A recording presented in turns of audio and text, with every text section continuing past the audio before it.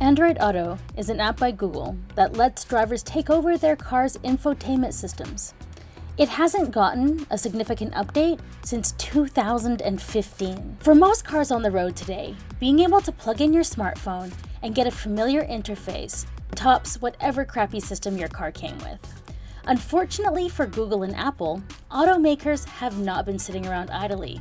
They've been busy improving their onboard systems, and the latest update to Android Auto is still not good enough. Android Auto has a completely new UI. It's sleeker, has smarter messaging, and offers a slew of third-party apps that are mostly focused on messaging and media. Google has always been more comfortable allowing third-party apps into its car UI. The selections of apps we're seeing at the I/O demo are already impressive. That the system can rely on third-party app makers to provide innovation is the only way that this platform could remain relevant. Volvo CX40 will offer the highest level of Android Auto integration, and we're meant to be seeing this roll out in 2020. Google has been focusing on offering a wide selection of media apps. Here we have all the various media apps we have, right? Radio is actually just, well, Spotify, for instance. We can browse our content on Spotify. We can actually play the content on Spotify. All right, so that's Spotify playing. All right, so she sent me a text message. The car notices that fact, and in fact will read it to me. Will you make dinner?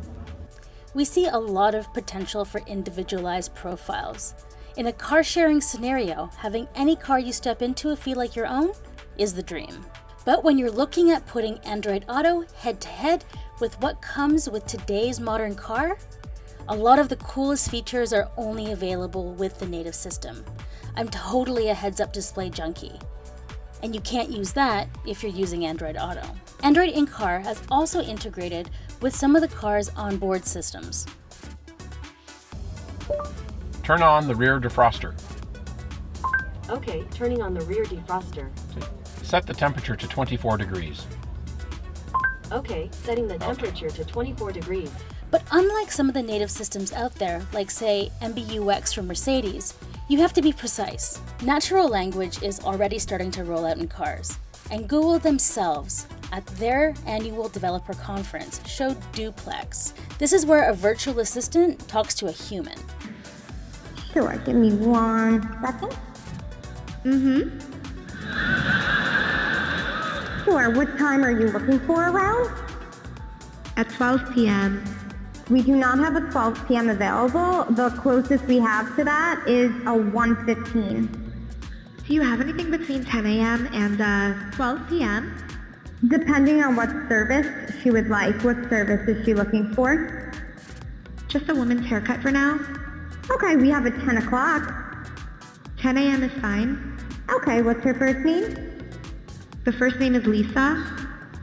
Okay, perfect. So I will see Lisa at 10 o'clock on May 3rd. Okay, great. Thanks. Great. Have a great day. Bye.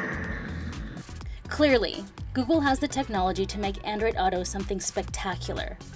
But the advantage that the car industry brings to the table is the topic that Google avoided completely at their annual developer conference. That's security and privacy. The recent Facebook privacy issues have left people skeptical of this data collection giant. We'll also be keeping an eye out at WWDC this summer to find out if Apple is going to be stepping up their CarPlay offering.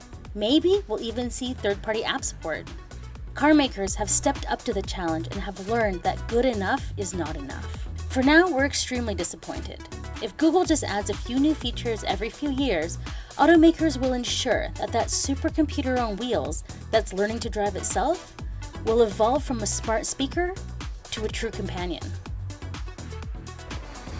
Hey Mercedes, How can I help you? I think I'm in love with you. Ah, that's so sweet and kind of creepy. As always, I'm your host Nicole Scott for Mobile Geeks. If you like this video, give us a thumbs up and please subscribe so you don't miss out on more great snippets like these.